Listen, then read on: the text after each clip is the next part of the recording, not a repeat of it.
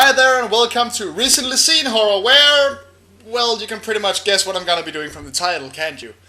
I have finally gotten around to watching Buried, which I gotta say is a movie, probably one of the movies I've watched that has been hyped the most to me. Both because a friend of mine just these last 2 weeks kept saying I had to watch it and that it was one of the awesomest things that I would get around to seeing in a long while, and from review sites that praise this thing to the heavens, and just from me, because I love the basic concept of this movie. For those of you who don't know, Buried has a really simple concept behind it. There's a guy in a box. That's the entire movie. There's a guy who wakes up, a guy played by Ryan Reynolds, by the way, sorry, slipped up there, who wakes up buried in a coffin and has to figure out how the hell to get out, why he's there. And all he has is like this little flashlight and a lighter, a cell phone, and really that's the entire movie, just him lying in that box. And I mean the entire movie. Now, I think one reason I was really looking forward to this is, like I said, I really like the idea, and I was also a fan of earlier movies that sort of, in the same way, focus almost entirely on one guy and take place almost entirely in one spot. Like, say, I know a lot of people don't like it that much, but Phone Booth is a movie that I actually kind of like, and that entire movie is basically this guy in a phone booth, but that movie does have a lot of supporting characters around the phone booth, along with a sniper that talks to him over the phone. So there's never real isolation there. And then there's 1408, which is basically just John Cusack in a hotel room. But the first 30 minutes are still spent getting him into that goddamn hotel room. And then once things go crazy, he still goes from place to place in these hallucinations that he starts experiencing.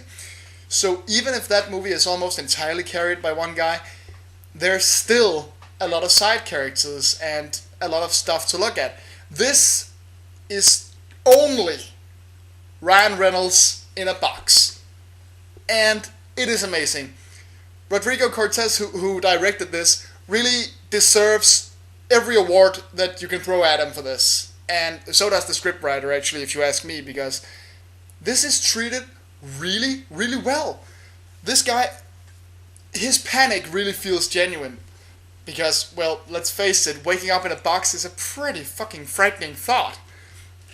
And while he does make a lot of mistakes due to his panic state, he actually plays a lot of things a little smarter than most people would. There are a lot of people who want to complain so bad about this. One that you can debate is he pretty much has this little lighter turned on for the entire movie, and would that burn all the oxygen, and how could he even survive he's there for about an hour and a half, if not even longer. And really, that can be debated on whether or not that's possible. But people just keep complaining about how he does stupid things. And of course he does!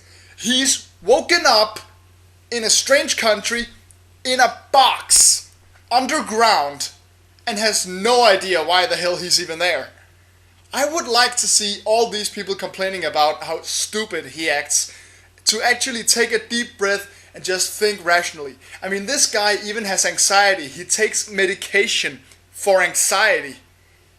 He's not gonna just calm down, think about it, and then come up with a MacGyver solution, for fuck's sake.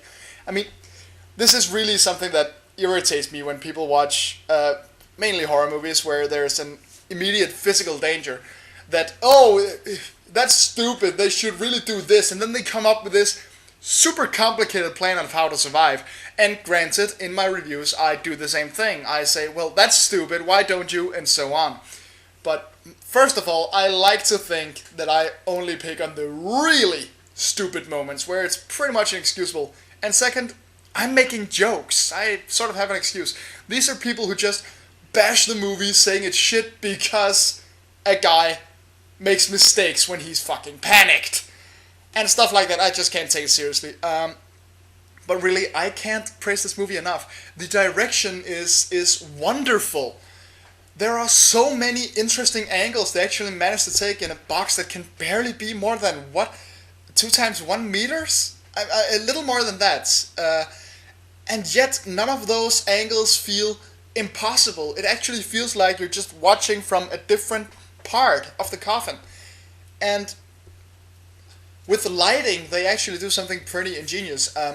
They use colored lighting to sort of subconsciously affect how we feel about what's going on. Red lights, blue lights, green light.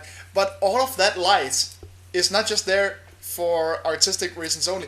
There's actually an in-story reason why that light is there. Like, he has this big green neon, those plastic things. I can never remember what the hell they're called.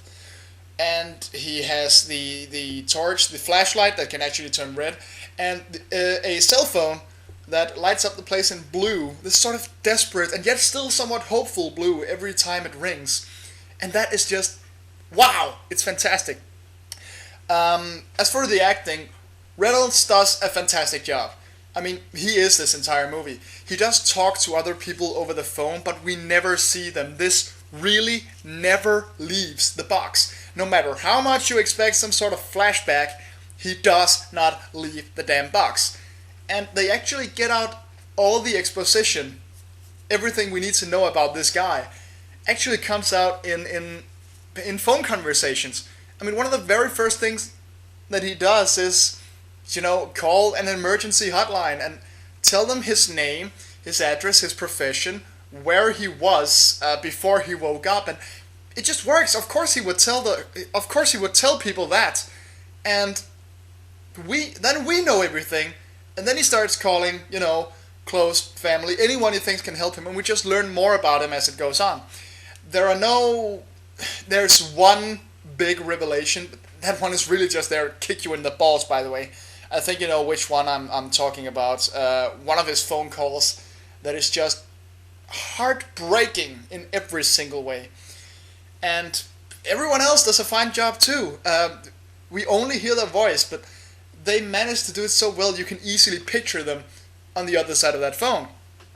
Now granted, Ryan's character, Paul, is at times a dick, but he's in a pretty extreme situation, so I can forgive him for that. But never has a fuck you to a woman who's actually helping the guy felt so justified. I mean, this guy just really, he's in a panic and he knows it, and he just wants someone to help him. And it's pretty limited what people can do. What it really does well is constantly build up tension. I mean, this is a movie that already starts in high gear. I mean, guy waking up in a box, that's pretty interesting. And somehow there are still silent, quiet, slow bits between each moment of tension and each scare, but the scares continuously top each other. So it never backs down. It's never, oh, that wasn't quite as scary what's happened before. No, it keeps escalating. And it's really, really impressive. I loved this whole thing so much. And if I can say anything bad about it, I mean, that would be the tiniest bit of nitpicking. Like, that thing about whether or not his lighter would actually last that long. But I can forgive that because it allows this very interesting, very tense movie to continue. And there are some reasons why I think it might have lasted as long as it did, but I'm not going to go into that debate. And in the beginning, when he's just calling everyone, trying to get someone to help him, he does tell the same story, like over and over, pretty much the same line about who he is, where he is, so on and so forth. But he would have to. So, other than that being a little annoying to me, it's still very realistic. And just the only option the guy would have. So, I don't think I actually have that many complaints. I barely have any. This is a fantastic horror thriller that, to me, deserves every bit of praise it's gotten so far. So definitely, do yourself a favor and watch this thing. I mean, you won't regret it. I certainly didn't. I finally got a chance to watch it, and by God did I love it. Well, that's it for now. Just me sitting here gushing like a fanboy for like, I don't know, 10 minutes. But yeah, Buried. Watch it. And until next time, stay scared.